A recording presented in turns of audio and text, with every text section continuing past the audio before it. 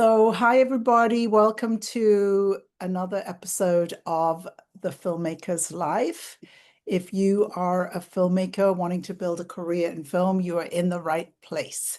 I'm always very interested in how filmmakers build their filmmaking career. So today we are going to hear from Hansel Porras Garcia right here in Miami. Yes. Thank you so much, Joanne. Thank you so much for the invitation, for having me, and just to have this conversation about filmmaking. Exactly, my favorite topic. Yes. Hansel, my first question I always ask is the same, and the question is, when did you first know that you were a filmmaker? I guess I discovered over time, because the first thing that I did in my life was actually acting. I was an actor. I started acting in Cuba, back in Cuba. So, firstly, I knew I How wanted old to. were you when you started acting?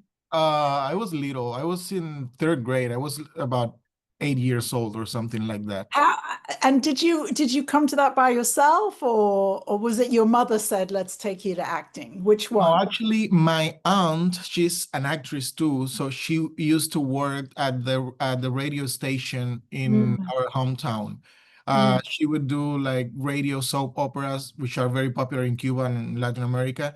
And she would take me with her to the studio and to see everything. So I believe I wanted to be that, like her. Uh, mm. just giving my voice to characters and stuff like that. And that was it. I didn't know anything about theater. I didn't, well, TV maybe. So I did wanted to become an actor, Mm. but specifically a radio actor. And then later, I went to study acting in Cuba, the National School of Arts. I was there for 4 years, and then I realized I loved the acting, of course, and I discovered the theater, and I discovered TV, and I had the opportunity to make some stuff in Cuban television. And then at some point, I was like, maybe this is not it, because I felt the actors had to wait a lot for others to, present them a project or something amazing. So I was like, My maybe God. I need to be to be doing something else. Oh Uh, my God. How do actors stand it? I don't know. I hope there's no It's actors watching this recording. it's Yeah. so difficult, and I admire them very much because you Mhm, have to wait a lot, mhm, mhm. and then at some It's point, like all the control is in other people's hands. So exactly. there are other people who write it. There are other people producing it. There are other people directing. There are other people. And I I I I know a lot of actors, and so I think that they just have a certain way of thinking, which is, of course, they love acting. Mhm. And I studied acting for a year with a very Oh, okay. serious teacher. And at the end of the year, we sat down and we talked, and I was really having fun in the class. And he said, do you really feel as though this is the direction you want to go? I said, absolutely not. He said, there's no point continuing. I was like, okay. I was not fully that person, but almost very close because I still like to Uh-huh. act, perform sometimes, but now I get to choose the characters. Like it's not my main way of life. So Right. I decide the project, I decide if I want to be part of this. And yeah, at some point I was just like, maybe I don't want to wait for somebody else to create the stories that I'm eager to tell. I have stories for myself. So that was the moment where my Turning point. Yeah. yeah. The But turning. I even started like directing like theater pieces because I just wanted to have like a little bit more of control, or at least just start like telling these stories that I had inside of myself. So, Yeah. I really think that I started saying this a couple of years ago that if you go to therapy, mhm. if you go to therapy and you say to your therapist, I want total control over everything all the time, the therapist is going to say, I think you have some problems here. We might be here for the next 10 years. Mhm. But if you want to produce films, actually, That is really about having total control all the time. Uh, yes, and maybe not so much as I Uh-huh. discover Uh-huh. making films. Because yes, as a director, you're supposed to have like control of everything, of the people you work with, of the story, the characters, the editing process. I mean, everything. But at the same time, I feel there's like you cannot make a film by yourself. And at some point, you also have to let other peoples do their jobs, and trust them and trust the process and the team. And Yes. that's also lovely because it made me, I believe now that I actually, as a director, a filmmaker, I do not have necessarily to have control all the time. Aha, right, right, right, right, right. Yes, I'm kind of making a joke, but not really. I take it. I'm kind of making a joke, but what I find is that that turning point you were talking about, that turning point of like, wait a minute, but I have my own stories and Mhm. I want to tell my stories. And if I were to wait for people to make the stories I want to make, I'd be waiting for a long. Long time. Yeah. So at the beginning, actually, the idea was that at some point I would direct something that I would also star myself in. That's still the plan. At some point in my life, I want to be able to direct and like perform a character within the same project. But I know it's really hard, extremely hard. So I'm finding peace and comfort also directing actors with a knowledgement that I already have, like actually because I was an actor before. Right, that's nice. That's nice. That's I beautiful. think actors love to be directed by somebody who really understands Yeah, acting. it's a very difficult like career. Which career, directing or Acting. Well, acting? both. I'm gonna say both, but acting is special. It's special to me because I don't know, like I do believe filmmakers and artists in general use their souls to create. But Yes. the case of actors, I'd say that connection is more deep because they're bringing life, with their performances and with their experiences, and like it's that connection between the soul and another person's soul. It's very, very special, and I really respect actors. Yeah, but again, I think that conversation with my acting teacher was very significant for me because um, I mean, I know I'm a film producer, but and I know I'm not an actor, right? Mm. I knew that the whole time I was studying. I was getting a lot out of it, but I had zero intention of making that my career. But for actors who that's their heart and that's their soul and that's their passion, then they have to do it anyway, Yeah, there's right? no other way. Yeah, they have to do it. Whereas for you or for me, that was not It's the their case. purpose. Yeah, they have to go through it. Yeah, that Yeah. was not the case. It was not, I have to be an actor. Mhm. And and I agree that, for actors, I feel as though they have very little agency in many ways. Although, I've heard actors who were at the top of their profession who clearly were able to have a lot of agency even before they were famous, really be able to speak for themselves and be Mhm. unique. Uh, Whereas I find a lot of actors are taught how to basically act in commercials and play these uh, Ma- really small kind of characters, the girl next door Yeah, or the best friend or, and I always say to actors who I meet, if you want to be in independent films, you need to be unique. exactly. There's no such thing as an independent film director who's looking for a I can't even find the right word, Hansel. But I get it. Like uh, I, I hate to use this word, commercial maybe, or Well, in the world of commercials, actors are taught to play stereotypes. That's the word I'm looking for. Stereotypes. That's the word, stereotypes. They're taught to play stereotypes to land acting roles. I don't know anything about commercials, so I don't know anything about that business. And I have a feeling that even in that business, casting directors are looking for something unique, Mm-hmm. special.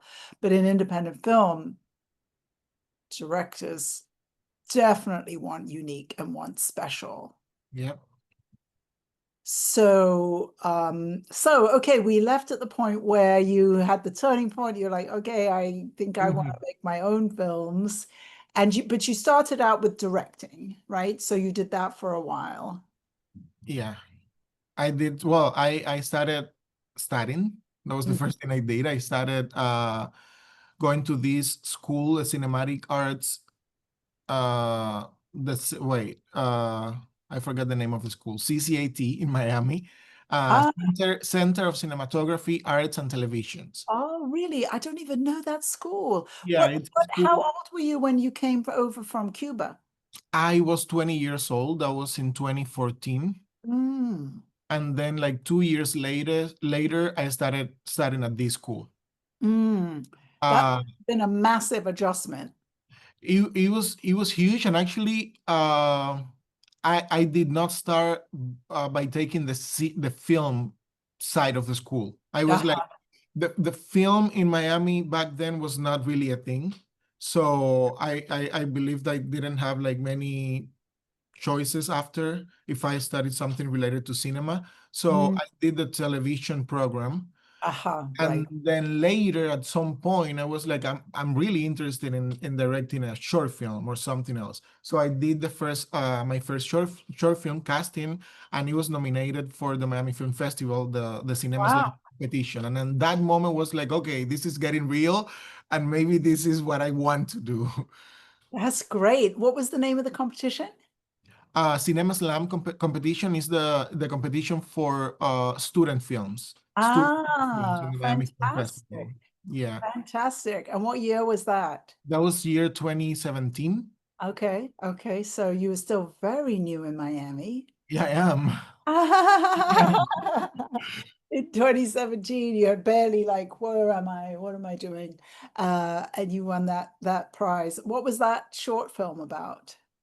It was about an actress, actually, an actress who would go to an audition, and at the same time she was having like personal issues, but it was really confusing. And as I see it from way back in time, the script, when I wrote the script, it didn't have like the structure of a film script. It was a theater script because that was what I knew back then. Yeah, yeah, yeah. And a lot of other information that I didn't have at that time, but I had the great opportunity to work with two very talented actors, very well known in the Cuban community, and they had made a lot of films before, so they gave me a lot of confidence and helped What me were a their lot. names? What were their names? Her name is Alina Robert. She's Uh, an actress, and she was part of many reality shows in Univision. She was Miss Universe uh, for Cuba last year. And then the other actor is Alberto Puyol. He's a very well Cuban uh, actor, and it was a great opportunity to work with mm, him. wonderful. How did you know them? Just through your theater world and Yeah, exactly. Yeah. fantastic, fantastic. So when did you oh well, I saw one of your shorts, Ana y la Distancia. Uh-huh. What year did you make that film? That was last year. That is my latest short film, and it's currently going through film festivals right now. At this Mm, mm. Okay, okay. So I'm always curious as to when somebody makes their first feature film, what gave you the courage to make a feature film? I don't know. I don't have an answer for that question. It was It just there. was just the next thing to do. Yeah, I didn't see it that way, to be Ah, honest.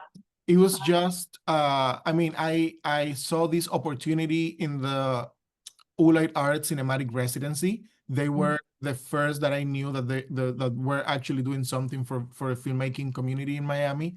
And then Right. this residency, which was specifically for micro budget films, and I had this idea that really fall into it with only two actresses and one location. So that was a strictly micro budget, and I applied and I get it, and out of a sudden I was just directing a feature film.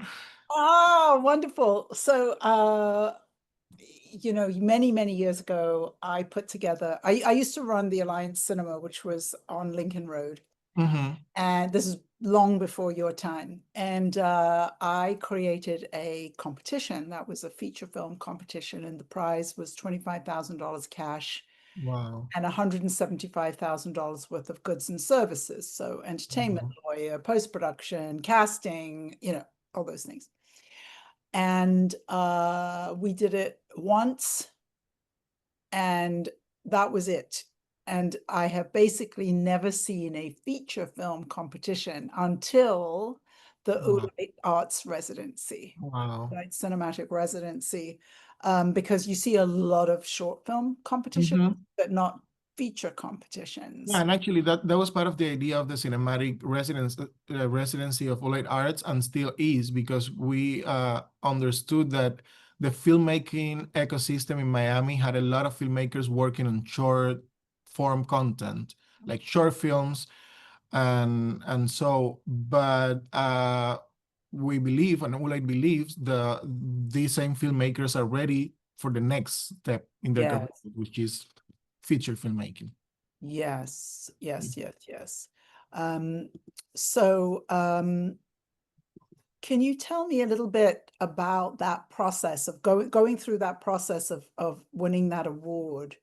Did you have to apply with a short film? What was the process like of going through that? So back then, because the residency has been changing, back then you only had to have an idea, a Oh, concept. okay. So you would just include in your application like the synopsis, logline, the director's statement, and an explanation on how this film, it's a micro budget film and could be done within $50,000, which is the amount price. And that was it. That it was a Wow. very, very, very simple application. Oh, that's fantastic. That's good to Yes. know. And so you got the award. How excited were you about that? It was very exciting because actually I applied 2 years. The first year I got the it's like a jury mention where they Uh-huh. give $1,000 to advance your Oh, career. okay, So great. I got it, I got that, and then next year I applied with the same project, and that was the year where I got it, and I was like extremely happy. I couldn't believe it. It was, and I didn't even know how to like what was I going to do with all that. So yeah, it was very exciting and emotional. Wonderful. And then, so from when you found out that you had the award, how long was it before you went into production? It was pretty soon, less than a year for sure, because they announced it at the end of the year, maybe November, December. Mm, I mean, they just told me that I won, and then it was made publicly in January. So that was January of 2021, I believe, was the start of my residency at Oolite Arts. And I started shooting the film in September that year. mm. And was part of the residency other than the money? Were there other parts of the residency that you did? The residency, the cinematic residency, provides filmmakers with a space to create. So I had access to a studio, a shared studio with other residents, which is in Miami Beach, and we also got parking space. That parking on Wi-Fi. Miami Beach, that's the I most. mean, it is very important. Um, what else? Also mentorship, regular mentorship with my project. So as soon as I hit some milestones, I got, like, for example, when I completed my script, I received mentorship for my script, later in production the same, later in post-production. And I mean, throughout the whole residency, I received like several mentorship. Um, what else? And I had the opportunity, I mean, additional support, because once the film was in film festivals, I was able to go to those festivals, to apply to those festivals, uh, to be, yeah, you know, like getting all these amazing resources that Oolite has for their filmmakers. Oh, that's so good. So Yeah. good. So you became a resident January, then September you went into production. How long did it take you to complete the film? It took almost another 6, 7 months after production. Mhm. And then in 2023, the movie premiered at the Miami Film Festival in 2023. Fantastic, fantastic. And how would you say that your life as a filmmaker has changed A lot. as a result of this? A lot. It has changed a lot, because I've learned the best way I could have learned anything in my life, which is by doing it. Um, I had the opportunity to share, to be part of a community of filmmakers currently working on exciting films that I'm very proud of. I was able, after my residency completed, after I completed my residency, I started working as the manager of the same residency I was into, which is my position right now. And that is a great way to give back to the community, and to understand the program from a different perspective, both as a filmmaker, but also as a manager and as Yeah. an administrator, and to understand what's the process behind budgets and behind timelines and behind everything. So yeah, it was a great opportunity for me, not only to demonstrate myself that I was able to create a film and to carry a film, but also in other many ways throughout my life, like my current job, my ability to stay connected to the community, to the filmmakers, to continue helping other filmmakers make their ideas possible. So it's been a great experience. And how do they have one resident a year in the cinema program, or is it more? It's usually one. We have had some years where we have had two residents. Uh, yeah, but it's usually one resident per Mm, year. mm. So, in your role as the manager, are you working on sort of mentoring the filmmaker as they are going through the process? Is that part of the work? It is part of the work, but also like finding and matching them up with other filmmakers and Mm, industry professional to mentor them.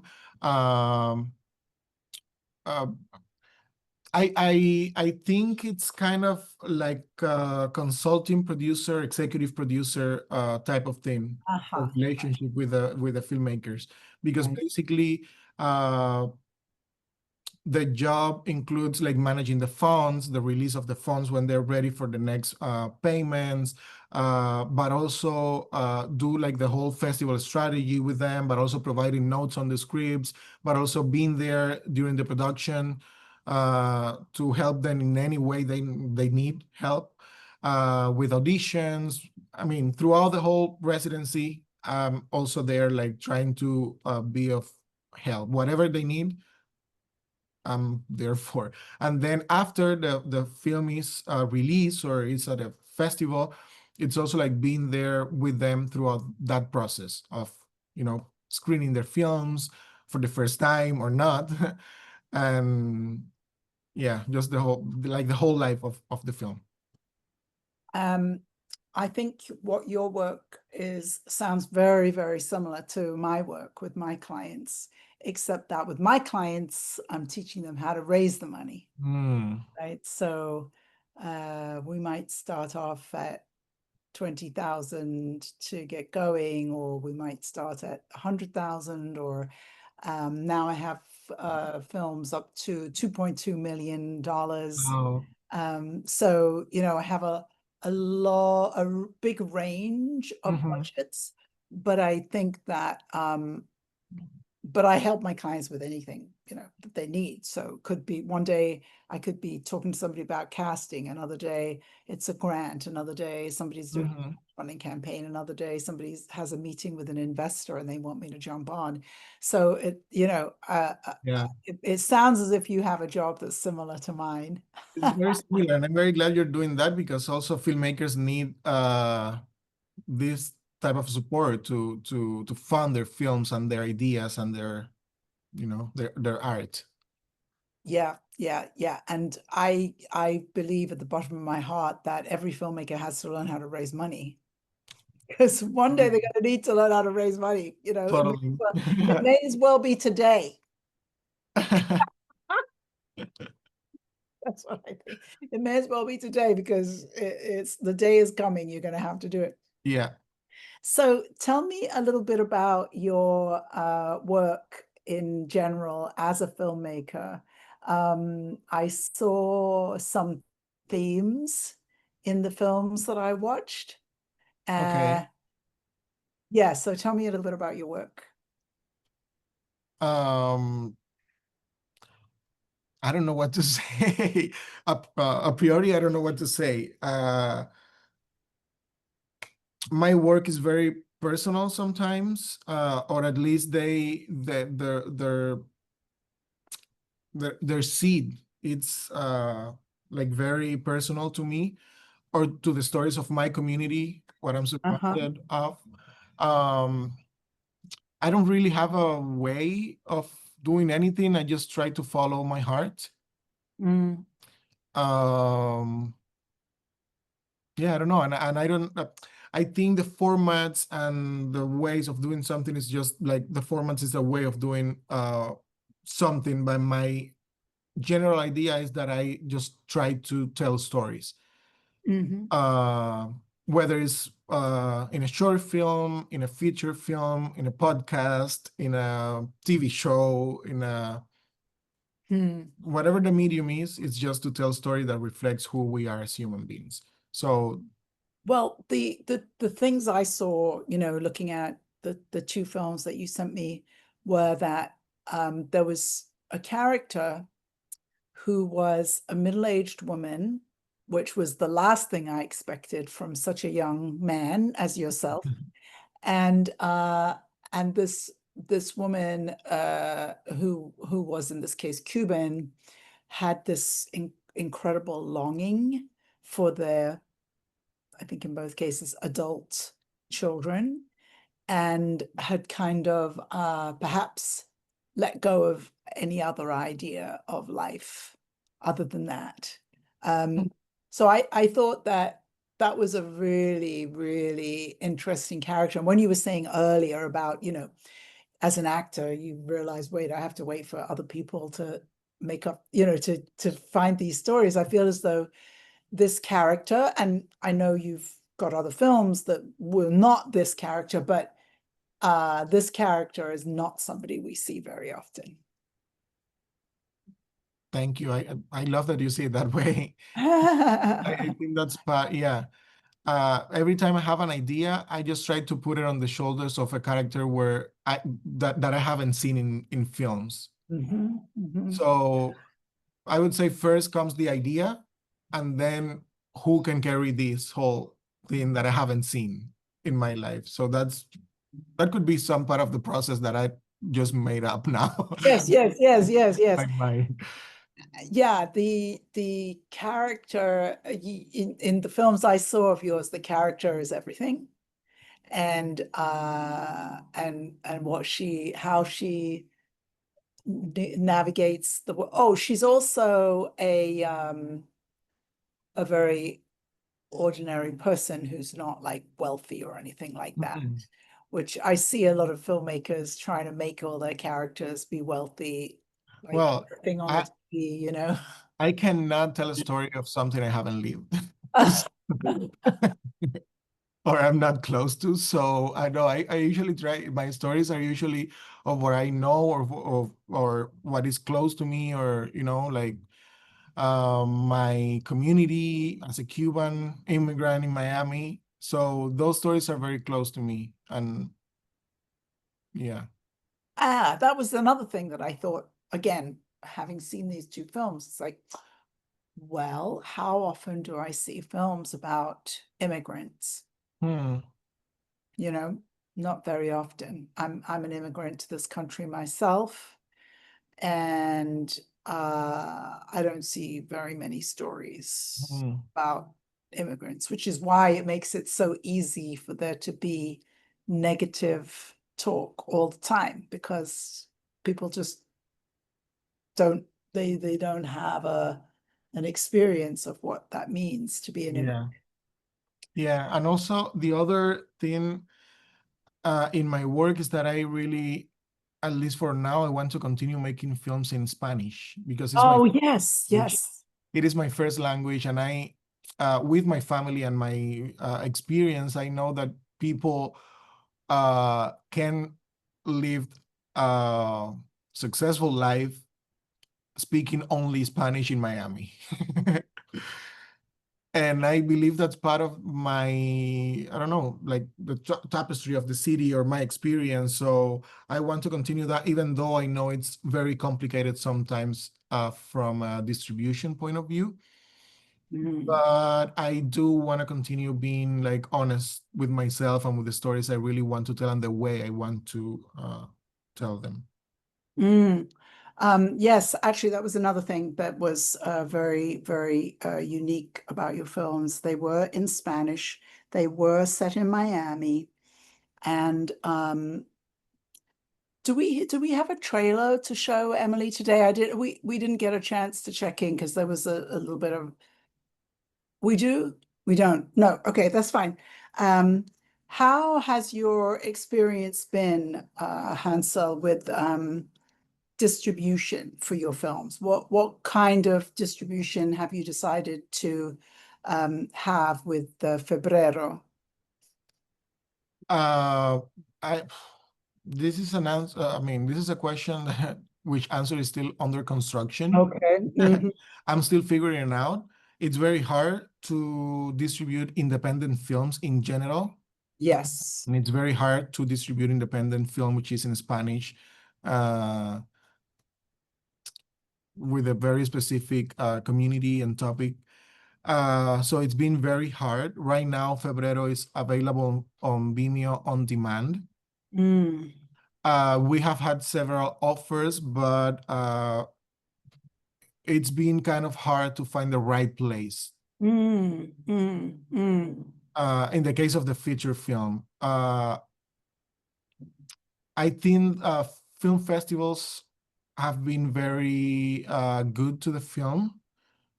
We love sharing the stories within these specific like events, film festivals, and yeah, but it's still under construction. I don't really have an answer because I'm still figuring out what's a good way, and not only for Febrero or my films, but also for the community in general. Uh, yeah, still trying to figure So out this. with the offers that you got, what was it that you didn't like about the offers that has had you stop? Emily, could you check your phone? I'm having a hard time communicating with you because I can't write to you in the chat for some reason. Okay, sorry. What was it that what was it that you were like, I don't think this is the way I want to go with the distribution? Um, First of all, um, I wanted my community to see the film. Mm, And there were certain avenues that were not so close to my community. Even mm, though I also want other communities to watch my film at the same time. But these offers or proposition were just like I believe my community, my Cuban community, my Latino community wouldn't have like easy right, access to it. right. That was the main issue, actually. It's been the main issue. Yes. So what would, if you could envision your ideal way of getting the Cuban community to have access to the film, what would that look like, do you think? I don't know. Again, I'm still figuring it out. I think community outreach, but it has to be like I think it has to be more community oriented. Hmm. That's what I can say. Like I don't know how that looks like Right. exactly, but I Yes. do believe it has to be more community oriented. Um, if you go to the itvs.org website, ITVS is the commissioning arm for PBS. They have a big section on impact campaigns. So in the documentary world, even I would say in the documentary world, when I bring up impact campaigns for documentary filmmakers, they often don't know what I'm talking about. But fiction filmmakers definitely don't know what I'm talking about. But let's say you had made a film about breast cancer, Mhm. right? And you wanted to put an impact campaign together, and you said, well, I want to show this film to 12 women's groups, one a month for the next 12 months. Then you could raise money for that from foundations, to do those screenings. Um, and so that's like the simplest version of an impact campaign. An impact campaign could be all kinds of things. Mhm. Films have been used to write laws. Films have been used to, do all kinds of things. This But incredible power of cinema. yeah. So, you know, 12 screenings in 12 women's centers is kind of the simplest version of it, I can say. But that's a place that you can raise money. Mhm. You can raise money for an impact campaign. So if I were your consulting producer, I would I would do the impact campaign, say for the next year, and put it in the places I wanted it to see. I want those audience to see it. It would probably be Miami or South Florida or whatever, and then let it go into distribution once. I always say to my clients, well, you know, how long do you want to do that for? Do you want to do it for a year? I have a client, her film is never going into distribution. She's getting it in front of who she wants to get it in front of and making a lot of money doing it. You know, Okay. she made $100,000 in her first year Wow. because she finished her film from doing this. Wow. So but there may come a day where she may say, you know what, I'm going to make a second film and I'm going to, go in a slightly different direction. So I'm leaving this behind. And then she might put it in distribution.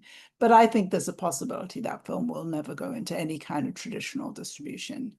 Which is also fine, to Mm. be honest.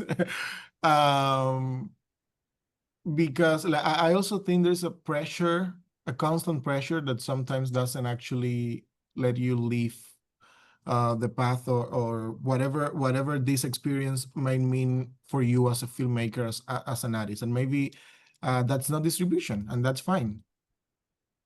Yeah, though I think that there are various things too. Like the first film that I ever worked with to get distribution was a film from Trinidad. I'm half Trinidadian, Mhm. and they were absolutely not interested in distributing it in Trinidad and Tobago. I was like, okay, well, I can get US distribution for you. So we put it into distribution in the US, and then they were super disappointed. Oh. What we should have done was hold out Trinidad and hold out the Caribbean. Actually, we did that because I advised them to do that. So we did that. We held out Trinidad and we held out the Caribbean, and then they had US distribution, but they never did anything with the film in Trinidad and the Caribbean, which is what you're saying. You're saying, well, I want that local. Um, but the truth is for the rest of the US, it didn't make any difference. So I think that there are, and I had another client recently who, what was it she wanted to do? oh, she wanted to sell the film from her own website. And I was like, okay, well, so just when you go with the distributor, have them hold that back. You know, I mean, you hold back your rights to sell it on the website.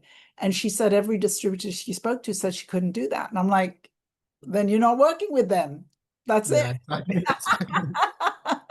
I think one has to be like truthful to what one wants as an artist and a filmmaker, and just go with Yeah, it.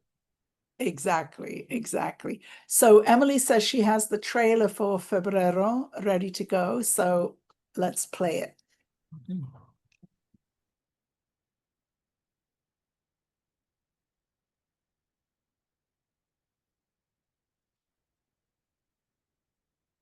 Happy birthday to you.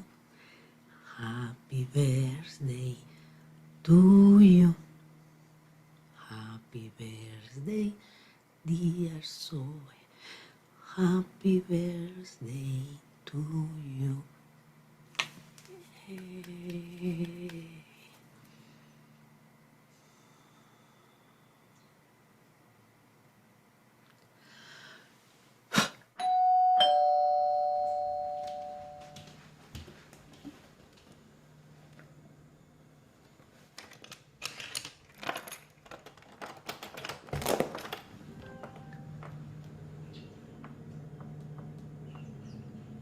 Elena. ¿Pero qué tú haces aquí, muchacha? El día que te ibas de Cuba nos prometimos que pasara lo que pasara, íbamos a estar juntas para tu cumpleaños número 16. Pues se nos fue la fecha.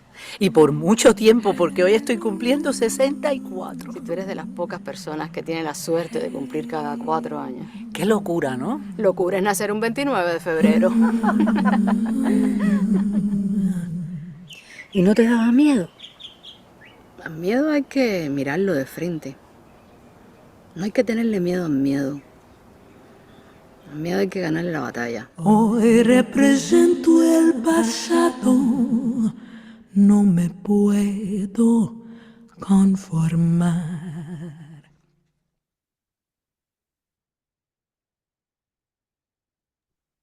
Beautiful, beautiful. Actually, so I realized I had a whole bunch of other questions. So I loved that the film opens with that song. That's one of my absolute favorite songs. Wow. Yeah, we showed Buena Vista Social Club at the cinema I used to run. And actually, there's a very funny story behind that. You will appreciate this story. When I used to run the cinema, we worked a lot with this company. Wow, it just came in my head and went away again. Artisan. And we often work with them. And when Buena Vista Social Club was shown here at the Miami Film Festival, I said to them, well, can I have the film for our cinema, which was a one-screen cinema? And the guy practically tapped me on the head and said, oh dear, our film is way too big for your cinema. I said, okay, but I had done a screen test. My then boyfriend was Cuban, and his brother and sister-in-law were like absolute fanatic, right-wing, anti-Castro, whatever. So I showed them the film, and she started screaming, and she saw Maputo window. She was like, she was with Castro, was standing in a military uniform. And I was like, okay. So I knew the film was not going to do well with the Cuban community here, but everybody came to my cinema, Anyway, he was like, oh dear, no, the film is way too big. So anyway, it never was shown in Miami. So a long time later, I went back to Artisan. I said, can I have the film for the upcoming Oscar season? And I think it had already been nominated. I'm not really sure. And he said, well, why would you want that film? Nobody came to see it in Miami. And I said, well, because I know the audience, I know who I'm talking about, and anybody can come to my cinema, but Cubans can't go necessarily to another cinema watch this. So we showed the film at my cinema, sold out every night, and it won the Oscar that year.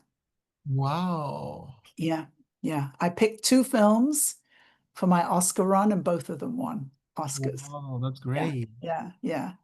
So it was just very interesting because, you know, Cuban audience is a very different audience than the rest of the country. And if you're, well, I got to work along many years with Sergio Hiral. I don't know if you know his work. I don't know. And anyway, Sergio is he died a couple of years ago, master director. And we put on a film festival years ago, just a little weekend event of Cuban films, but it was called Made in USA, Oh, very nice. right? Because we couldn't show films that were made in Cuba. And we had 27 filmmakers whose films Wow. we showed. And every single filmmaker had to call Sergio, even though it was called Made in USA, to say, are you absolutely 100% sure you are not showing a film from Cuba in this festival? We said, we are 100% sure. But it taught me so much about the Cuban community because they could hear Sergio say that. They could never have Of course. trusted me enough to right? Yeah. Anyway, so your movie Febrero opens with this unbelievable song that I think is fantastic. But what's so clever is you have your actress singing it herself. Oh, yes. Why did you make that choice? I thought that was a fabulous choice, but why did you Oh, make that thank you. choice? I think it's a very popular Cuban song that every Cuban knows. Right. Heart. And I wanted to use it several times within the film. But I wanted one of those to be just an a cappella version with the main actress singing it herself, because she's also a very well Cuban actress within the Cuban community, and she has a like beautiful voice, like very deep. And I was like, okay, I need this like really rough in your voice, as if you are just singing a lullaby, like very quiet. I remember when the film was shown at that year's Miami Film Festival and being at the Gusman Theater, which is now called what's it called? Anyway, it's a 1,400 seat theater. Well, And I remember watching the film and hearing the whole audience singing the words of the songs. It was it's a just, beautiful song. It's a beautiful song, and I knew I wanted it to be part of the film since the very beginning, even before the script, I believe. if you had in fact chosen to use the recording, was that something that you would have been able to get? Would it have been really expensive, or how would that work if you had decided you wanted the actual Buena Vista Social Club recording? We never thought of that No. route. Actually, no. We always wanted to have like versions of that song. And actually, when we were editing, I found this special rendition of the song by this singer who lives in New York, and we kind of use it when editing the film to see how it would play. And then actually I love it so much that I was in contact with that singer, and she ended up making like the whole, like many versions of the same song on her voice, and it was pretty nice. Loudon Henderson, that's her name, and she did like she's credited as original music in the film. Ah, beautiful, beautiful. I just thought it was so, because I feel as though filmmakers get very demoralized, let's say, by the cost of original music. And but it feels to me as though you found a fantastic solution. Yeah. That's what micro budget filmmaking is all about, like trying to find solutions without compromising your idea, basically. Yeah. Yes, but the music, when I meet with my clients for the very first time, we go through all these different things and I talk about music, because you can up level a film so much with the music. And I think that the music in your film just up levels the film so much, you know. Thank you. And it's only somebody like me who would think, well, maybe he wanted the recorded music but couldn't get it for the price. But the truth is that it's perfect in the actress's voice. Is really Yeah. it is. That's the perfect choice, Mhm. Thank But you. it's also, when you're making a micro budget film, you also have to think about all these Yeah, cost exactly. issues. I also saw credited on the film Alacran Studios. Yes. I know Giorgio Lo Savio. So how was that experience working with Alacran? It was great. Actually, Georgia is an executive producer of the film, and they provided sound post-production services. And it was great working with them. They have a beautiful office in Miami Yeah. Beach, very close to the Oolite office. So we would go there and work with them. And she's phenomenal. She's phenomenal. She like they did a great job with the sound post-production of the film. I'm really Yeah. thankful for that. And that we have them here in our community to continue helping filmmaking. Yep. Georgia is definitely a force of nature, and Yes. and I believe it's her and her sister, right, that started Alacran, which is really nice. And then there was another credit that I saw that and now I've forgotten. Another credit at the end that I was like, oh, they got to work with them as well, but now I've forgotten. Were there any other collaborations that you enjoyed? All the collaborations. I mean, since it was very like we have so many limited resources, we had to ask for help a lot, and it was great to receive a lot of help from many people, since family, friends, or other organizations. For example, the film was completely shot in my dad's house. It's my dad's Ah, house, so he helped me thank you, with that. Dad. Yeah. Uh, I also get to work with Ricardo Acosta, who's a great Cuban editor who's currently living in Canada, and he has a great body of work. And he's also actually executive producer of the film. We met Georgia and Alacran through him, so Ah, that was beautiful. Gillian de la Torre, the cinematographer, uh, Sebastián Barriuso, the producer, of course, the actresses, and we also get a lot of support from other organizations such as Stage 22, also Digtone.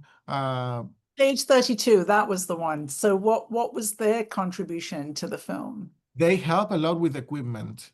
Oh, Yeah, they provided a lot of equipment for the film, and they also provided uh, but basically equipment. They mhm. really help on that. Wow, wonderful. Yeah.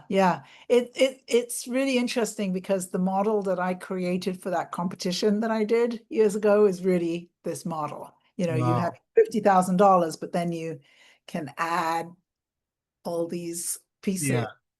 to up level the film and increase the Mm. value of the film. So Ana y La Distancia is in the festival circuit right now. Is Febrero also in festivals, or it's just on Vimeo where people can? It's Febrero already completed its Okay. festival. Yeah, it's now on Vimeo on demand, available for people to watch.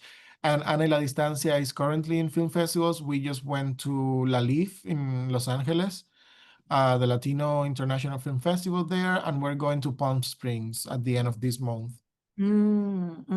And do you think, actually, Ana y La Distancia does not, I think, but do you think that being a queer filmmaker is informs your storytelling? Certainly in Febrero, this is a big part of the story, right? But is that something that you see moving forward will also be in your films?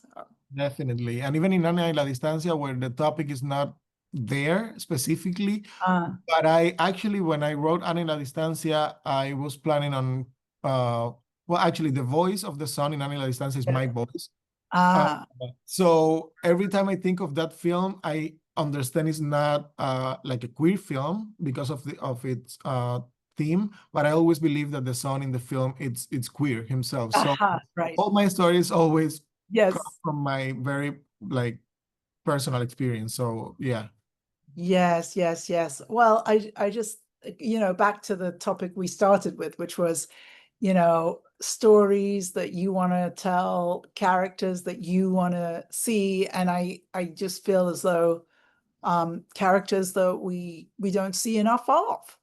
You know, we Mm. just don't see enough. There can't be enough, as far as Mhm. I'm concerned. There can't be enough Mhm. queer characters, older female characters. You know, it's crazy how there's kind of there's a hole in Mhm. our representation, you know, and But so many also, holes.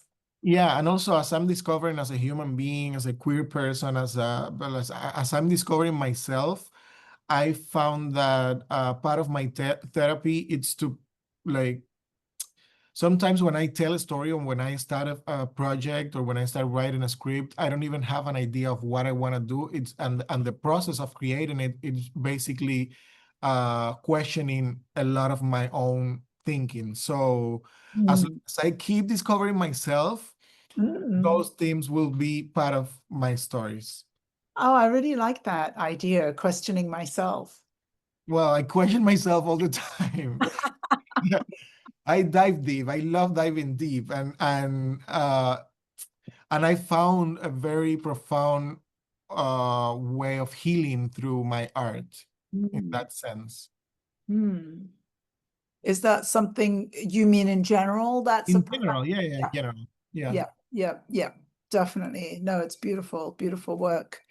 Well, thank you so much, Hansel, for Thank letting you for us this time. take you away from your filmmaking and your consulting work and everything.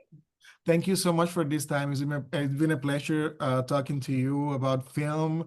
Thank you for all the great work you do also for the community and for the filmmakers. Thank, And much success. That's all I. thank you. Let's keep in touch and have a fabulous Thursday and a fabulous weekend. And thank you, Emily. Thank Take you. care. Thank you. Bye-bye. Bye. Bye.